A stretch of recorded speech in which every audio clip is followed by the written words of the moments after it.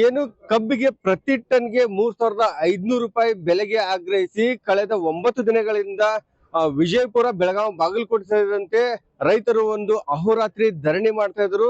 ಮುಖ್ಯಮಂತ್ರಿಗಳು ಕೂಡ ಕಾರ್ಖಾನೆ ಮಾಲೀಕರೊಂದಿಗೆ, ರೈತ ಮುಖಂಡರ ಜೊತೆಗೆ ಒಂದು ಸುದೀರ್ಘವಾಗಿ ಸಭೆ ಮಾಡಿ ಕೊನೆಗೆ 3,200 ರೂಪಾಯಿ ಕಾರ್ಖಾನೆಯಿಂದ, 50 ರೂಪಾಯಿ ಸರ್ಕಾರದಿಂದ, ಇನ್ನು 50 ರೂಪಾಯಿ ಹೆಚ್ಚುವರಿಯಾಗಿ ಫ್ಯಾಕ್ಟರಿಯಿಂದ ಕೊಡಬೇಕಾಗಿ ನಿರ್ಧಾರ ಮಾಡಿದ್ರು. ಆದ್ರೆ ಇಲ್ಲಿ ಗೊಂದಲ ಸೃಷ್ಟಿಯಾಗಿರೋದೇನಂದ್ರೆ, ಅಲ್ಲಿ ರಿಕವರಿ ರೇಟ್ ಬರುತ್ತೆ. ರಿಕವರಿ ಏನಂದ್ರೆ 11.25 ಇರೋದಕ್ಕೆ ಒಂದು ರೇಟು, 10.25 ಇರೋದಕ್ಕೆ ಒಂದು ರೇಟು. ಆದ್ರೆ ವಿಜಯಪುರದ ಕತೆ ಏನು? ವಿಜಯಪುರಕ್ಕೆ ಬಿಲೋ 10 ಪಾಯಿಂಟ್ ರಿಕವರಿ ಇರೋದ್ರಿಂದ ರೈತರು ಗೊಂದಲದಲ್ಲಿದ್ದಾರೆ. ಸ್ವತಃ ಇಲ್ಲಿ ರೈತರಿದ್ದಾರೆ.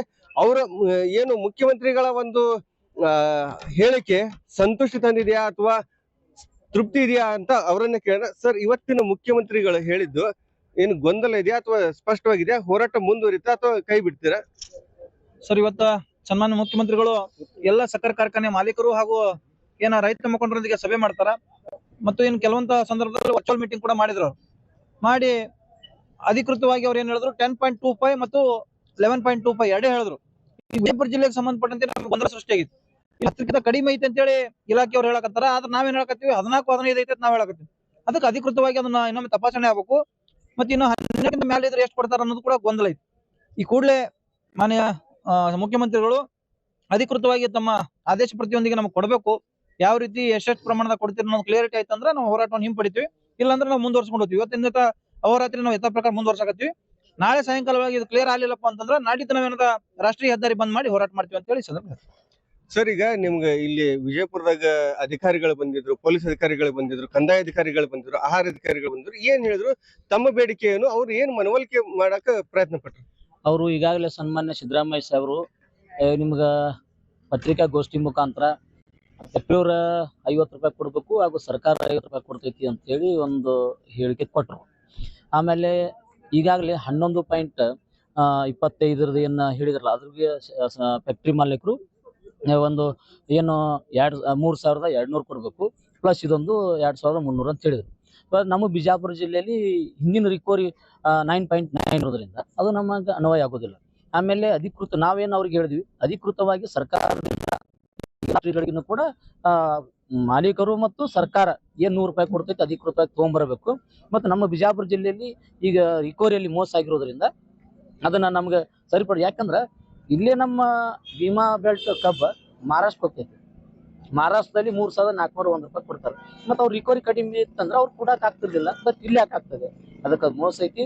ಅದಕ್ಕೆ ನಾವು ಇವತ್ತೇನ 4ನೇ ದಿನ ಅಹೋರಾತ್ರಿ ಸತ್ಯಾಗ್ರಹ ಮಾಡ್ತಾ ಇದ್ವಿ. ಅಧಿಕೃತವಾಗಿ ನಮ್ಗೆ ಇದು ಬರುವವರೆಗೂ ಕೂಡ ನಾವು ಮುಂದುವರಿಸ್ತೀವಿ ಅಂತೇಳಿ ಈ ಮೂಲಕ ಹೇಳ್ತೀವಿ. ಈಗಾಗಲೇ ವಿಡಿಯೋ ಕಾನ್ಫರೆನ್ಸ್ ಮೂಲಕ ರೈತರ ಜೊತೆ ಒಂದು ಸಂವಾದವನ್ನು ಮಾನ್ಯ ಮುಖ್ಯಮಂತ್ರಿಗಳು ಮಾಡಿದ್ರು. ಅದು ಅವರು ಕೂಡ ಅದಾದ ತಕ್ಷಣ ಒಂದು ಪ್ರೆಸ್ ಮೀಟ್ ಮಾಧ್ಯಮಗೋಷ್ಠಿ ಮಾಡಿ ಅದಕ್ಕೆ ಬೆಲೆಯನ್ನು ಒಂದು ನಿಗದಿಗೊಳಿಸಿದ್ರು ಮುಖ್ಯಮಂತ್ರಿಗಳು. ಅದು ಕೂಡ ವಿಜಯಪುರ ಜಿಲ್ಲೆ ಮತ್ತು ಬೆಳಗಾವಿ ಜಿಲ್ಲೆಗೆ ಸ್ವಲ್ಪ ಯಾಕೋ ನಮಗೆ ಗೊಂದಲಗಳ ಆಗಲ್ಕತ್ತ ನಮಗ ಬಂದ ಮಾಹಿತಿ ಪ್ರಕಾರ. ಹೀಗಾಗಿ ನಾಳೆ ಜಿಲ್ಲಾಧಿಕಾರಿಗಳು ಬಂದು ಒಂದು ಆದೇಶ ಕಾಪಿ ತಗೊಂಡ್ಬಂದು ಈ ರಿಕವರಿ ಮೇಲೆ ಗೊಂದಲ, ಅಲ್ಲಿ ರಿಕವರಿಗೆ ಬೆಳಗಾವಿಗೆ ಮತ್ತು ಇಲ್ಲಿ ವಿಜಯಪುರ ಜಿಲ್ಲೆಯಲ್ಲಿ ಕೂಡ ಭೀಮಾ ಭಾಗದಾಗ ಒಂದು ರಿಕವರಿ ಕೊಟ್ಟಾರ. ಆಮೇಲೆ ಕೃಷ್ಣಾ ತೀರದ ಭಾಗ ರಿಕವರಿ ಅಂತ ಹೇಳಿ ಆ ಜಿಲ್ಲಾಧಿಕಾರಿ ಫುಡ್ DC ಅವರಿಗೆ ಕೂಡ ಈಗ ಹೇಳಿದ್ರು. ಹೀಗಾಗಿ ನಾಳೆ ಇಲ್ಲಿಯ ಜಿಲ್ಲೆಯ ಪ್ರಮುಖ ರೈತ ಸಂಘಟನೆ ಪ್ರಮುಖರ ಎಲ್ಲ ನೇತೃತ್ವದಲ್ಲಿ ಎಲ್ಲ ತಾಲೂಕಿನ ಅಧ್ಯಕ್ಷರ ಸಭೆ ಕರೆದು ಮತ್ತು DC ಅವ್ರ ಮೂಲಕ ಚರ್ಚೆ ಮಾಡಿ ಆದೇಶ ಪ್ರತಿಯನ್ನು ತಗೊಂಡು ಕೊನೆ ಮಾಡೋಣ ಅಂತೇಳಿ ಎಲ್ಲ ರಾಜ್ಯ ಪದಾಧಿಕಾರಿ ಆಗಿರ್ಬೋದು, ಇಲ್ಲಿಯ ರೈತ ಸಂಘಟನೆ ಜಿಲ್ಲಾಧ್ಯಕ್ಷರು ಎಲ್ಲ ಪದಾಧಿಕಾರಿಗಳು ನಾವೆಲ್ಲರೂ ಒಂದು ಸಭೆ ಮಾಡಿ ಬೆಳಗ್ಗೆ ಏನಾದ್ರೂ ಜಿಲ್ಲಾಧಿಕಾರಿಗಳ ಮುಖಾಂತರ ಒಂದು ಆದೇಶ ಕಾಪಿ ತಗೊಂಡು ಚರ್ಚೆ ಮಾಡಿ ಮುಕ್ತಾಯಗೊಳಿಸ್ತೇವೆ. ಅದು ನಮಗ ಸಮಂಜಸ ಅನ್ಸಿದ್ರ, ಇಲ್ಲಾಂದ್ರೆ ನಮಗೆ ಏನಾದ್ರೂ ಹಂಗೇನ ಅನ್ಸಿದ್ರೆ ಯಥಾಸ್ಥಿತಿ ಹೋರಾಟ ಮುಂದುವರಿತು. ಏನು ರಿಕವರಿ ಆಧಾರದ ಮೇಲೆ ರೇಟ್ ಫಿಕ್ಸ್ ಮಾಡಿದ್ದಾರೆ. ವಿಜಯಪುರದ ರಿಕವರಿ ಎಷ್ಟು? 10.25 ಇದ್ದದಕ್ಕೆ, ಆಮೇಲೆ 11.25 ಇದ್ದದಕ್ಕೆ ಮಾತ್ರ ಮುಖ್ಯಮಂತ್ರಿಗಳು ಹೇಳಿರ್ತಕ್ಕಂಥದ್ದು. 12 ಪಾಯಿಂಟ್ ಮೇಲೆ ಇರೋ ಕಬ್ಬಿಗೆ ಎಷ್ಟು ರೇಟ್ ಕೊಡ್ತೀರಿ, 10 ಪಾಯಿಂಟ್ಗಿಂತನೂ ಬಿಲೋ ಇರೋ ರಿಕವರಿ ಇರೋ ಕಬ್ಬಿಗೆ ಎಷ್ಟು ಕೊಡ್ತೀರಿ ಅನ್ನೋದು ಸ್ಪಷ್ಟವಾಗಿ ಮುಖ್ಯಮಂತ್ರಿ ಇನ್ನೂ ಕೂಡ ಹೇಳಿಲ್ಲ. ಏನು ನಾಳೆ ಏನು ಆದೇಶ ಬರುತ್ತೆ, ಜಿಲ್ಲಾಧಿಕಾರಿಗಳು ಪ್ರತಿಭಟನಾ ಸ್ಥಳಕ್ಕೆ ಒಂದು ಆ ಆದೇಶ ಕಾಪಿಯನ್ನು ಕೊಟ್ಟು ರೈತರಿಗೆ ಮನವರಿಕೆ ಆದ ನಂತರ ಒಂದು ಹೋರಾಟ ಕೈ ಬಿಡ್ತೇವೆ ಅಂತ ಹೇಳ್ತಾರೆ. ಇಲ್ಲಿದ್ದರೆ ಒಂದು ವೇಳೆ ಅವರು ಸರ್ಕಾರದ ಆದೇಶ ರೈತರಿಗೆ ಒಂದು ಸಮಂಜಸ ಅನಿಸದೇ ಇದ್ರೆ ಮತ್ತೆ ಮುಂದುವರಿಸ್ತೇವೆ. ನಾಳೆ ಸಾಯಂಕಾಲ 7 ಗಂಟೆವರೆಗೂ ಸರ್ಕಾರಕ್ಕೆ ಗಡುವು ಕೊಡ್ತೇವೆ, ನಾಡಿದ್ದು ಹೆದ್ದಾರಿ ತಡೆದು ಪ್ರತಿಭಟನೆ ಮಾಡ್ತೇವೆ ಅಂತ ಹೇಳಿ ವಿಜಯಪುರದ ಹೋರಾಟಗಾರರು ಹೇಳ್ತಕ್ಕಂಥದ್ದು.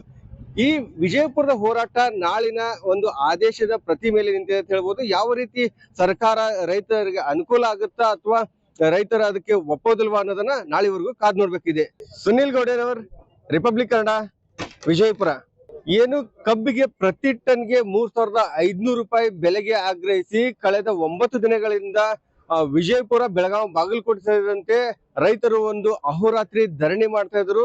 ಮುಖ್ಯಮಂತ್ರಿಗಳು ಕೂಡ ಕಾರ್ಖಾನೆ ಮಾಲೀಕರೊಂದಿಗೆ, ರೈತ ಮುಖಂಡರ ಜೊತೆಗೆ ಒಂದು ಸುದೀರ್ಘವಾಗಿ ಸಭೆ ಮಾಡಿ ಕೊನೆಗೆ 3200 ರೂಪಾಯಿ ಕಾರ್ಖಾನೆಯಿಂದ, 50 ರೂಪಾಯಿ ಸರ್ಕಾರದಿಂದ, ಇನ್ನು 50 ರೂಪಾಯಿ ಹೆಚ್ಚುವರಿಯಾಗಿ ಫ್ಯಾಕ್ಟರಿಯಿಂದ ಕೊಡಬೇಕಾಗಿ ನಿರ್ಧಾರ ಮಾಡಿದ್ರು. ಆದ್ರೆ ಇಲ್ಲಿ ಗೊಂದಲ ಸೃಷ್ಟಿಯಾಗಿರೋದೇನಂದ್ರೆ ಅಲ್ಲಿ ರಿಕವರಿ ರೇಟ್ ಬರುತ್ತೆ. ರಿಕವರಿ ಏನಂದ್ರೆ 11.25 ಇರೋದಕ್ಕೆ ಒಂದು ರೇಟು, 10.25 ಇರೋದಕ್ಕೆ ಒಂದು ರೇಟು. ಆದ್ರೆ ವಿಜಯಪುರದ ಕತೆ ಏನು? ವಿಜಯಪುರಕ್ಕೆ ಬಿಲೋ 10 ಪಾಯಿಂಟ್ ರಿಕವರಿ ಇರೋದ್ರಿಂದ ರೈತರು ಗೊಂದಲದಲ್ಲಿದ್ದಾರೆ. ಸ್ವತಃ ಇಲ್ಲಿ ರೈತರಿದ್ದಾರೆ. ಅವರ ಏನು ಮುಖ್ಯಮಂತ್ರಿಗಳ ಒಂದು ಹೇಳಿಕೆ ಸಂತುಷ್ಟಿ ತಂದಿದೆಯಾ ಅಥವಾ ತೃಪ್ತಿ ಇದೆಯಾ ಅಂತ ಅವರನ್ನ ಕೇಳೋಣ. ಸರ್, ಇವತ್ತಿನ ಮುಖ್ಯಮಂತ್ರಿಗಳು ಹೇಳಿದ್ದು ಏನು ಗೊಂದಲ ಇದೆಯಾ ಅಥವಾ ಸ್ಪಷ್ಟವಾಗಿದೆಯಾ? ಹೋರಾಟ ಮುಂದುವರಿತಾ ಅಥವಾ ಕೈ ಬಿಡ್ತೀರಾ? ಸರ್, ಇವತ್ತ ಸನ್ಮಾನ್ಯ ಮುಖ್ಯಮಂತ್ರಿಗಳು ಎಲ್ಲ ಸಕ್ಕರೆ ಕಾರ್ಖಾನೆ ಮಾಲೀಕರು ಹಾಗೂ ರೈತ ಮುಖಂಡರೊಂದಿಗೆ ಸಭೆ ಮಾಡ್ತಾರ. ಮತ್ತು ಕೆಲವೊಂದು ಸಂದರ್ಭದಲ್ಲಿ ವರ್ಚುವಲ್ ಮೀಟಿಂಗ್ ಕೂಡ ಮಾಡಿದ್ರು.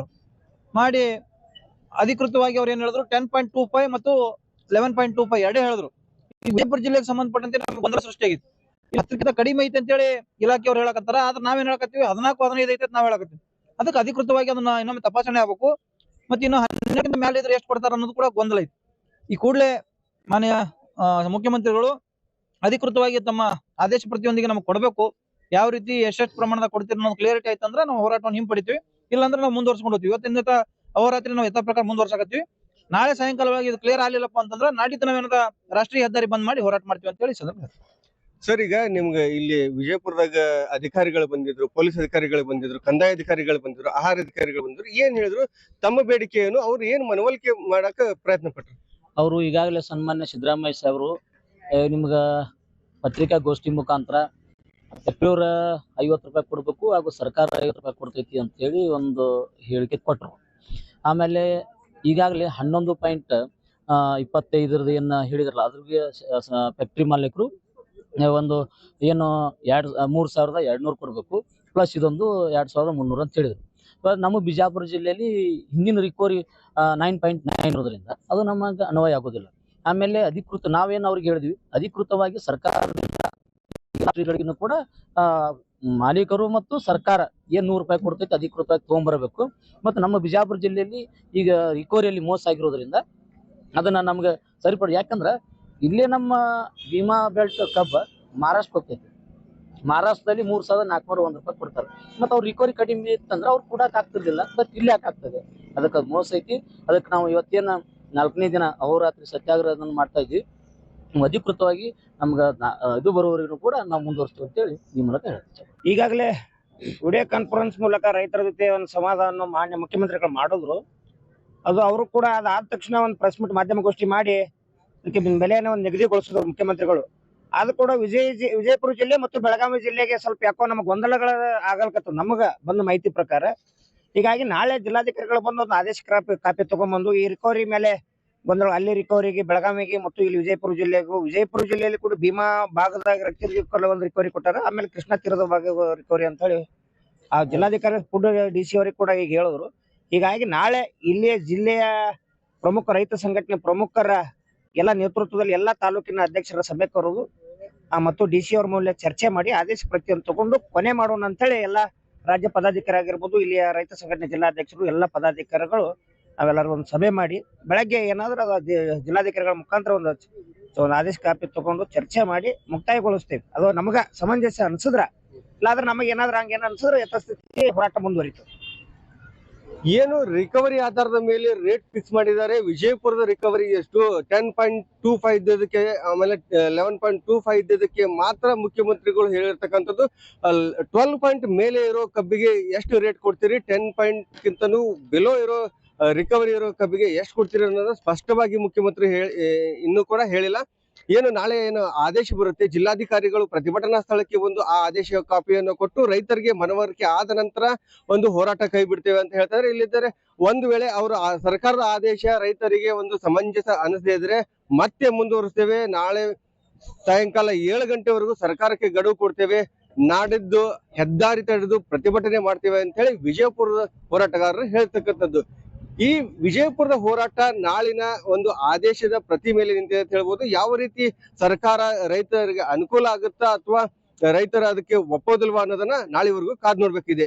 ಸುನಿಲ್ ಗೌಡೇರವರ್, ರಿಪಬ್ಲಿಕ್ ಕನ್ನಡ, ವಿಜಯಪುರ.